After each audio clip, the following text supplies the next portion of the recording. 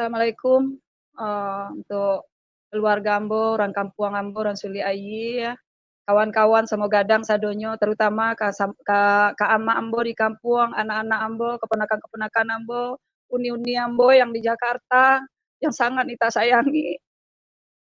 Nita sangat sayang sama emak, Nita sayang Dalin, Nita sayang Iit. Nita pengen keluarga Nita membuka hati untuk melihat perbedaan mana orang yang sesat, orang yang sase atau mana lurui jalannya. Bisa dibedain kalau bisa buka hati sakete ama udah Ambo, adi Ambo, uni Ambo, bukalah hati itu supaya dapat mencari emak yang sosek emak yang indah yo. Untuk kawan-kawan Ambo Semo Gadang, Ambo tahu 70% dari kawan-kawan Ambo lah tahu Nita lah ba pindah keyakinan yo. Ya ini buat keluarga kampung orang Suli Ayi, SAS Suli Ayi sepakat. Mama yang lagi perantau yang di Kawang, Nita minta maaf. Bukan Nita, indak tahu jo jalan, indak tahu jo keluarga, indak tahu jo orang kampung, tapi ikolah panggilan Nita. Untuk itu kalau ada keluarga yang menonton, mungkin kesempatan menonton YouTube kok, Nita mohon tanda kasih sayang Nita ke sama kak mama, kak adik-adik, ke sanak-sanak, buka hatinya sakete aja cari kebenaran orang. Cari kebenaran orang lain pula gitu. Itu aja pesan dari Nita untuk keluarga, untuk ama Ambo yang Ambo sangat sayang, dan untuk keluarga dan teman-teman semua, tetangga Nita yang dulu pernah bergaul dan berdekatan dengan Nita, yang ada di Tanah Abang, yang ada di Tomang, di Gang Harlan, yang ada di Cilengsi ya, di Cibubur, mungkin pernah mengenal Nita, bagaimana Nita dulunya.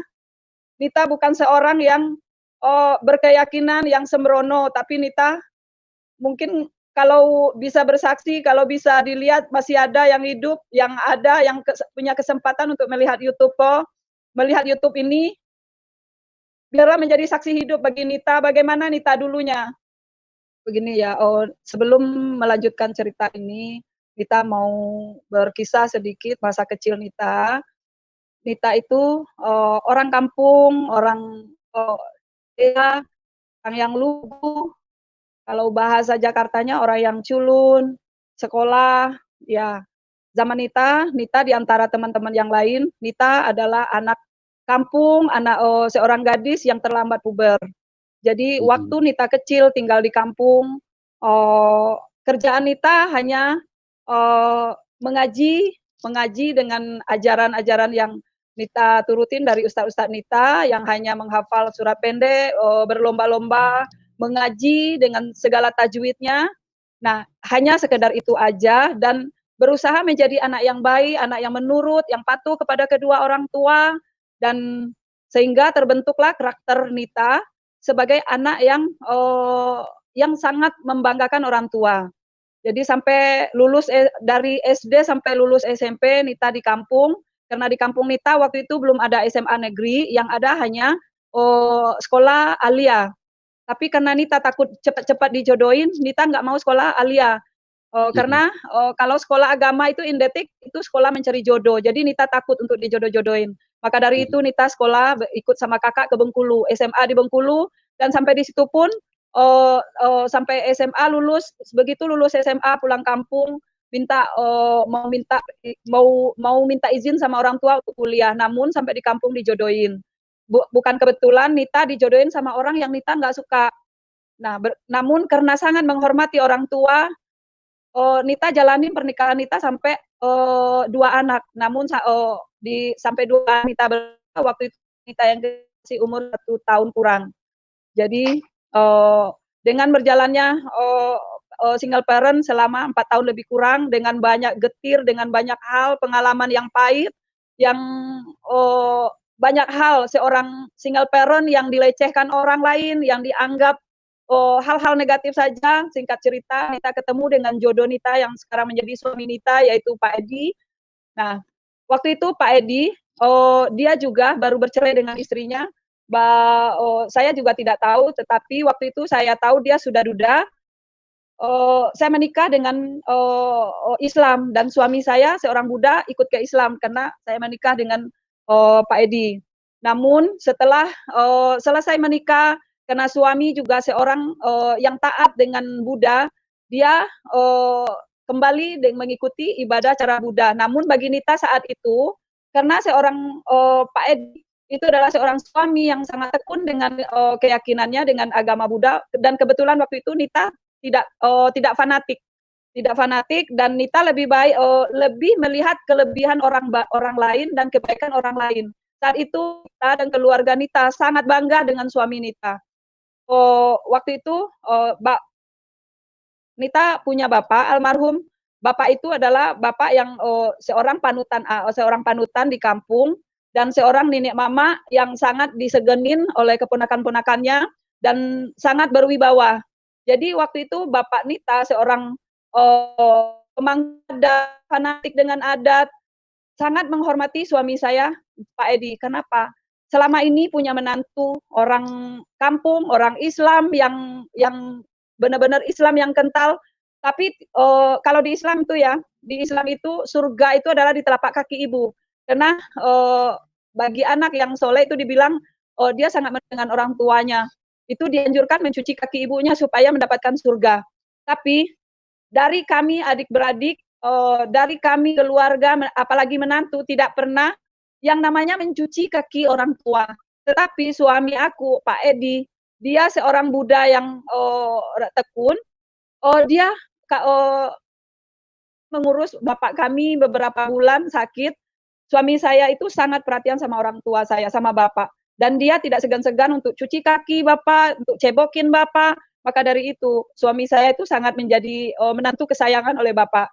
Namun, setelah saya punya anak kedua, selagi saya hamil anak kedua, dia tanya sama saya,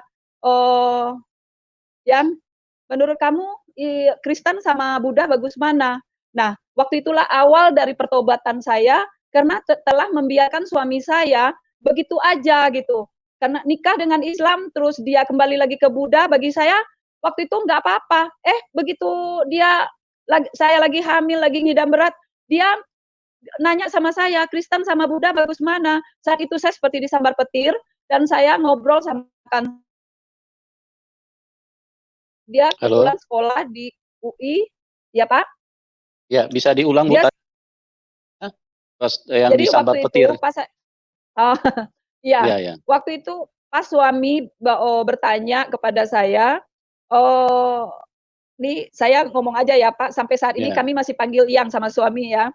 Jadi yang menurut kamu Kristen sama Buddha bagus mana? Jadi waktu mendengar itu saya seperti disambar petir. Kenapa? Saya menyesal, saya marah. Kenapa saya waktu dia balik lagi ke Buddha, kenapa saya nggak cegah gitu? Nah, tapi tiba-tiba dia mau ke Kristen. Waktu itu saya bilang sama suami, kenapa kamu nanya-nanya seperti itu? Ya bagus Islam lah, kamu kan udah Islam. Kenapa nanya Kristen? Saya bilang gitu.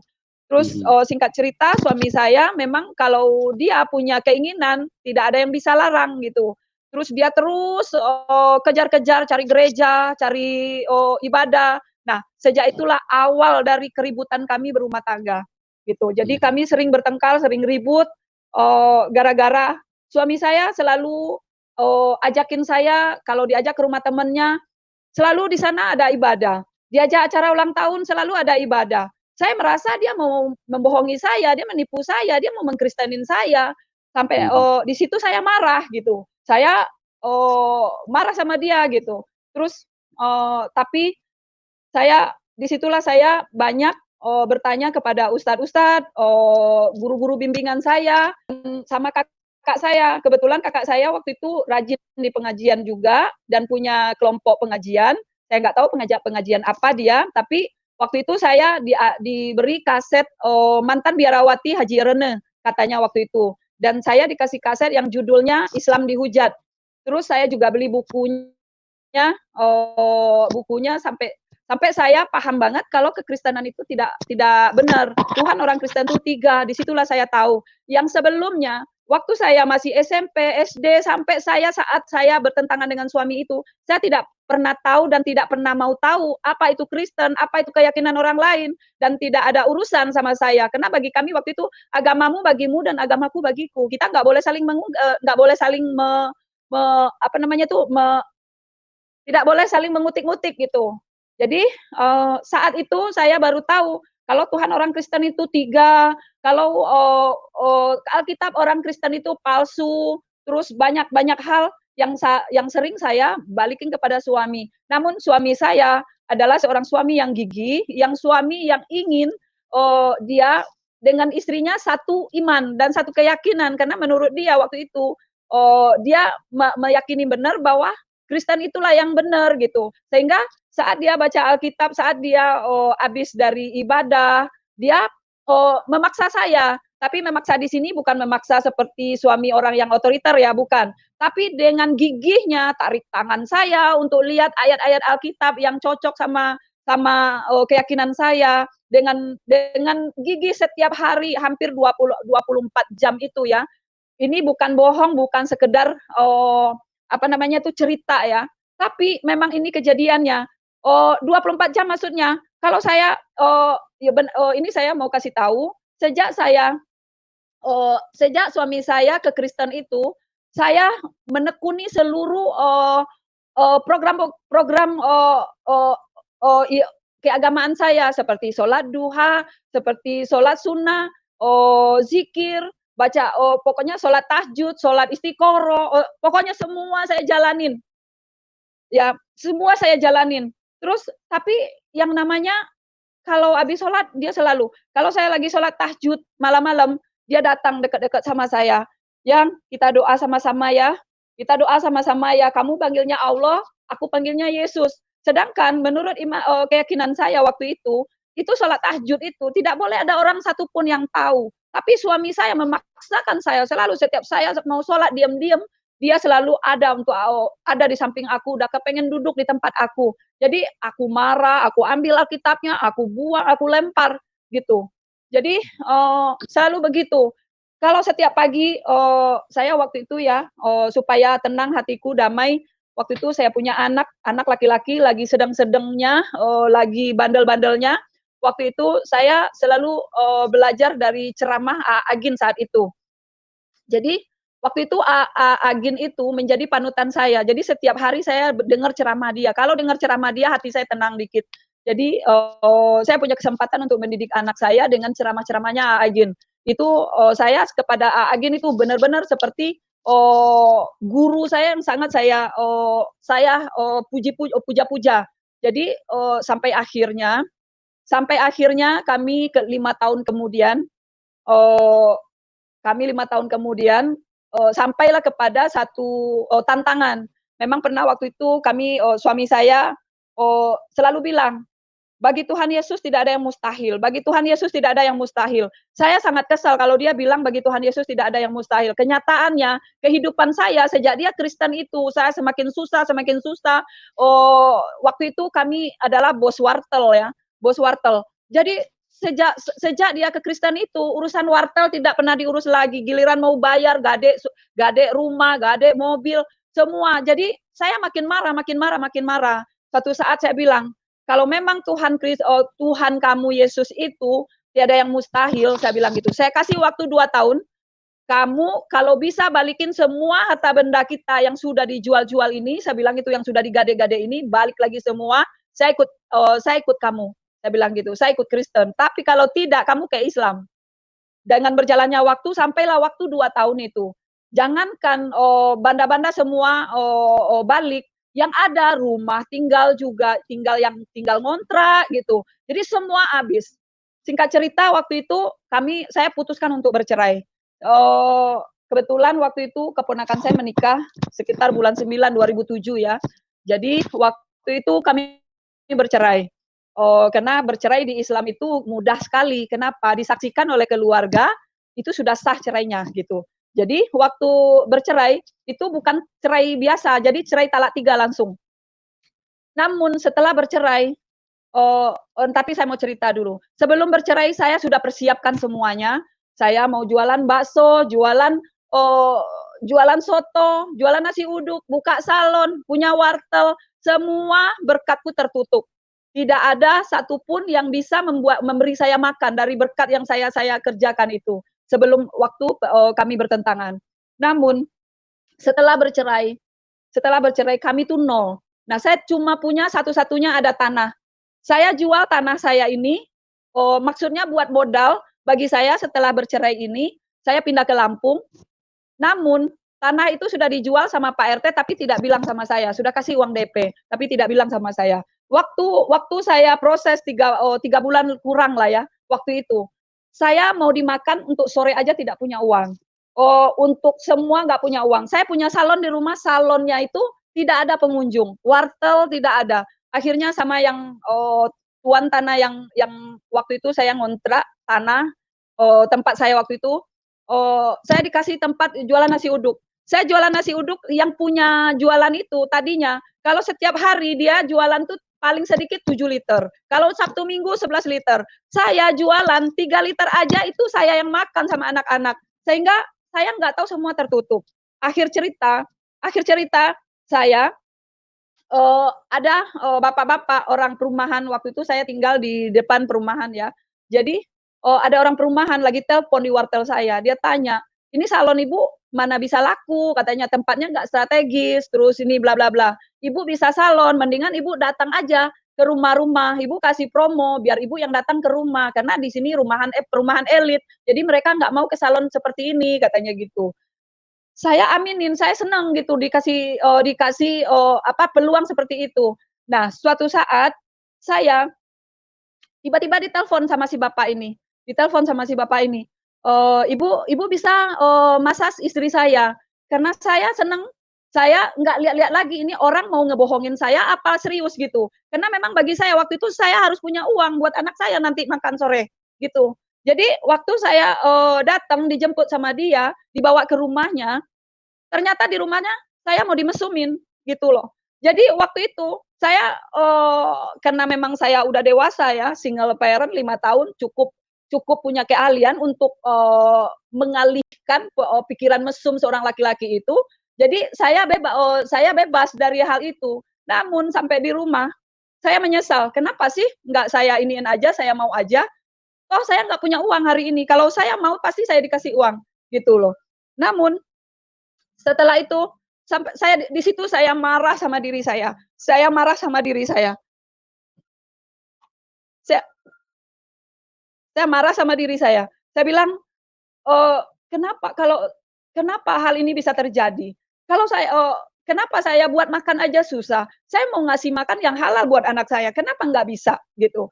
Jadi waktu itu saya marah dan suatu saat saya rindu, anak saya sekolahnya lanjut. Saya lihat yayasan di depan sana, saya nggak tega kasih anak saya untuk bisa, meneruskan kehidupan buat anak saya.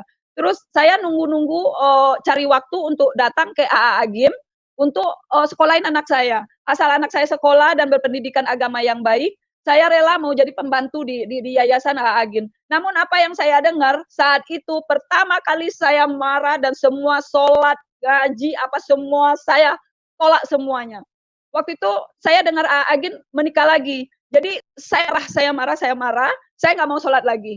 Jadi anak saya mau diapakan, anak saya mau dikemanakan gitu. Jadi saya datang ke keluarga besar saya banyak yang kaya, saya datang kepada dia, dia tolak saya.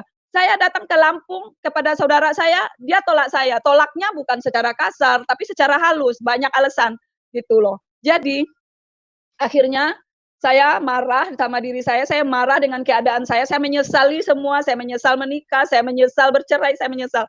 Dalam kondisi saat itu, suami saya datang. Entah kenapa, entah bagaimana, saat itu saya, melihat suami saya, salah suami saya tuh apa gitu loh, kenapa saya harus cerai? Kalau saya neko-neko, saya macam-macam, lah bukannya saya tetap masuk neraka? Ya udah deh, daripada saya masuk neraka, mendingan saya masuk surganya suami saya aja, gitu loh. Jadi begitu waktu itu saya berpikir begitu, saya langsung ajak suami saya bilang, "Yang, saya nggak sanggup sendirian, saya nggak kuat kalau kondisi kayak gini, saya nggak tega lihat anak-anak," saya bilang gitu. Saya mau taruh anak-anak di yayasan, aku nggak kuat lihat anak-anak di dalam sana. Saya bilang gitu, makannya, bajunya, nyeker. Saya bilang gitu, saya nggak kuat yang. Terus suami saya tanya, kamu mau apa dari aku yang? Saya bilang, kita rujuk aja yang. Langsung dia teriak, puji Tuhan, puji Tuhan, puji Tuhan. Aku sayang sama istri aku Tuhan, katanya gitu. Apa yang telah engkau persatukan, tidak ada yang bisa memisahkan lagi, katanya gitu. Terus dia peluk saya, waktu itu saya merasakan, saya nggak mau pisah dengan suami saya. Saya nggak mau pisah dengan suami saya. Ngapain saya pisah? Ngapain saya hidup janda lagi? Saya udah cukup 5 tahun jadi janda. Kalau dulu saya punya anak hanya 2, jadi janda aja susah. Apalagi anak 4. Keluarga saya, saudara saya berniat mengawinkan saya lagi dengan Pak Haji, Pak Haji.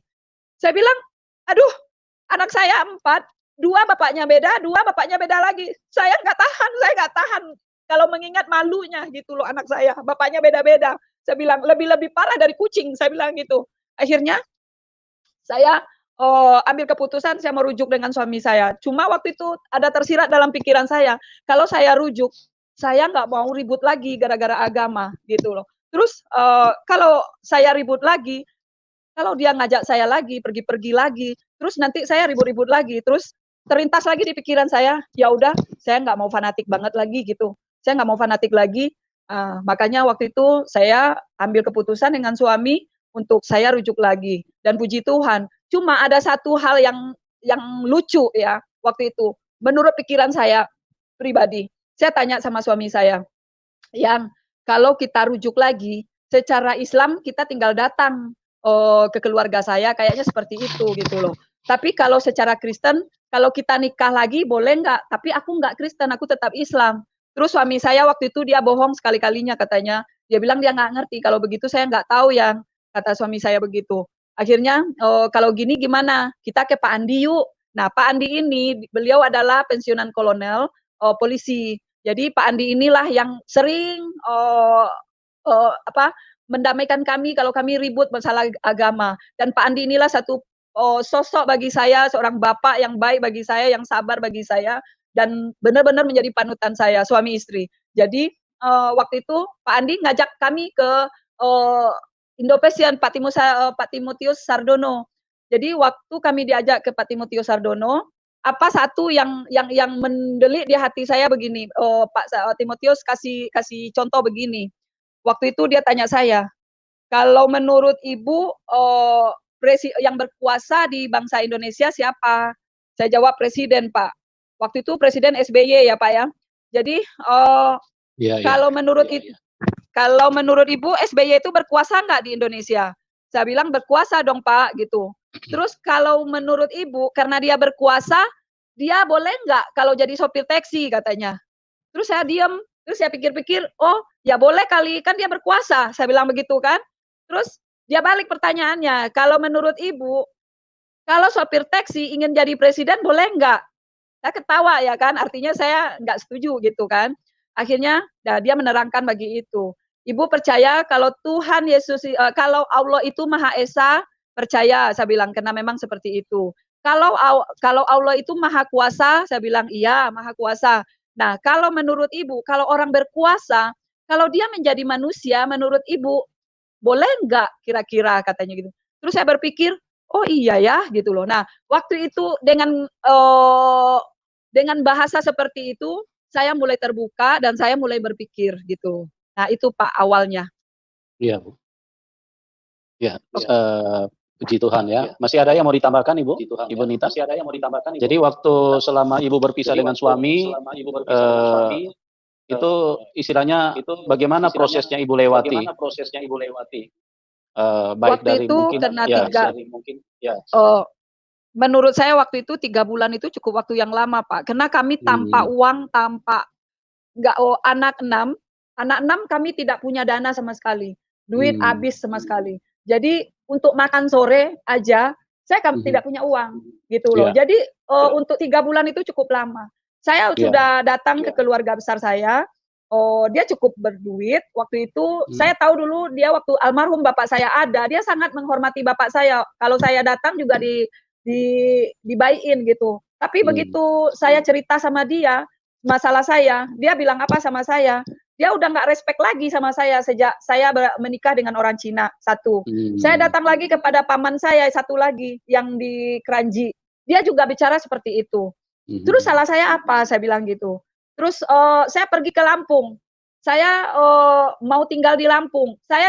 Saudara saya di Lampung itu, waktu itu dia cukup kaya. Dia punya kontrakan, punya toko banyak gitu loh. Saya tidak berniat untuk meminjam kepada dia. Hanya saya berniat ke sana, kalau boleh, kalau dia tawarin, saya hanya tinggal gratis di rumah kontrakan dia. Hanya itu saja niat saya. Tapi ya tidak ada yang responi gitu loh. Ibu Itu yang ada membuat minta, saya kecewa. Ibu ada meminta nasihat dari dari orang-orang yang Ibu Waktu anggap. itu banyak Pak Haji sebelum saya berpisah dengan suami ini, itu beberapa kali ya. Kami sempat waktu itu panggil yang Islam Kristen ini, itu dari Ramli Nawai. Ramli Nawai. Waktu itu sempat ada pertemuan dengan mahasiswa UI ya. Jadi waktu itu seolah-olah memang pendeta yang diajak sama suami saya ini enggak tahu apa-apa tentang Alkitab, karena yang dipertanyakan waktu itu tentang yang dipertentangkan tentang korban Nabi Isa Ishak atau Ibrahim Isa atau Isa apa Ismail? Isa sama Ismail. Nah, akhirnya tidak clear dengan keadaan saya. Saat itu kami ejek pendeta ini. Nah, 1 bulan kemudian meninggal. Yang lebih berat lagi, Pak, waktu itu sempat mau dikonsultasikan ke yang mualah besar itu yang diajak dia yang muruk. Kami sempat mau pertemuan hari Sabtu, hari Jumatnya yang saudara saya yang mau ajak suami saya ke sana itu meninggal. Jadi karena hari Sabtu mau ke sana, hari Jumat dia mau sholat Jumat, waktu ambil air wuduk dia kepleset, jatuh, kena jidatnya ke batu, meninggal. Jadi waktu itu sempat gentar hati kami, orang Kristen itu kayaknya apa namanya tuh? Ada kelebihan. Iya gitu, seperti itu. Terus kakak saya juga sempat getar juga, nggak berani juga gitu. Nah, jadi itu yang hal-hal yang aneh yang kami lihat waktu itu. Terus satu lagi, waktu saya mau bercerai itu yang tanah saya mau dijual tadi, itu seharusnya Pak, itu uang udah ke tangan saya sebelum saya Kristen gitu loh. Tapi uang itu ditahan oleh Pak RT yang jual tanah saya itu, karena saya serahin semua kepada dia. Dia tahan dulu untuk renovasi rumahnya gitu loh. Tapi saya karena sudah tidak tahan lagi lihat anak saya tidak makan, terus besok mau sekolah, terus saya udah nggak kuat lagi lihat anak-anak saya. Saya udah lebih dulu pengen rujuk dengan suami saya. Singkat cerita, waktu itu kalau bukan caranya Tuhan, kalau tanah itu uangnya sempat ke tangan saya, mungkin saya nggak jadi ke Kristen gitu loh, mungkin. Tapi inilah cara Tuhan yang ajaib yang saya rasakan. Setelah itu Pak, waktu saya masih baru-baru menimbang-nimbang untuk tidak fanatik sama suami saya, satu hal yang saya mau tantang Yesus gitu loh. Ya, saya kalau ingat kalau saya nggak fanatik, berarti saya kemana suami saya pergi, berarti saya ikut juga dong gitu loh. Nah, sedangkan maaf Pak ya, saya belum cerita. Waktu saya single parent, saya dulu terikat dengan rokok Pak, gitu ya. Karena saya anak orang salon juga waktu itu ya, pengaruh lingkungan ya. Jadi waktu saya menikah dengan suami ini tidak larang saya rokok, tapi dia hanya terbatuk-batuk kalau saya ngerokok. Namun kalau di depan dia saya tidak ngerokok, saya bisa tidak merokok. Tapi kalau ketemu dengan teman-teman gaul saya pasti ngerokok lagi gitu loh. Nah, waktu saya cerai, saya putus asa, saya marah sama jujur waktu itu saya marah sama Tuhan gitu loh. Saya sholat tahajud seperti itu, mungkin kalau dikumpul airnya semalaman itu bisa setengah ember kali. Itu ibaratnya ya Pak ya, ibaratnya. Gitu loh. Tapi yang doa ya tinggal doa, nggak ada rasa gimana gitu Pak, sampai paginya ya sedih lagi, ya ribut lagi gitu. Itu yang saya rasain gitu loh. Nah, jadi waktu Ibu berpisah sama suami, itu ada yang ajak nikah nggak Bu? Waktu Ibu sempat pisah sama suami? Ada yang nganjurin begini, Bu Nita nggak usah takut pisah sama Pak Edi. Seandainya Bu Nita nggak dapat jodoh, saya siap menjadi suami Bu Nita. Itu saya jijik, saya marah. Kalau saya ingat itu Pak, jijik. Saya sampai kepahitan sama orang lelaki. Saya tuh kalau berbicara seperti dengan Bapak sekarang nih, waktu saya masih Islam juga, karena waktu single parent, Pak, saya sering sekali digoda sama suami teman sendiri. Dan beberapa teman saya berpisah dengan suaminya, dengan istrinya, gara-gara dia bilang kalau dia suami istri kalau diajak hubungan intim nggak mau, dia bilang begini, ya udah saya sama si Nita aja, sama si Linda aja, gitu loh. Jadi sehingga saya Pak waktu itu kalau lihat mata laki-laki, saya kalau ngobrol sama laki-laki, saya tidak berani lihat mukanya. Kalau saya lihat mukanya, pasti dia ngajak saya mau hal-hal yang aneh gitu loh. Jadi sampai saya menjadi orang percaya ikut Yesus, sejak itulah semua dibersihkan gitu. Jadi kepahitan-kepahitan seperti itu. Makanya waktu saya minta nasihat sama Pak Haji bicaranya seperti itu, saya benci, saya jijik.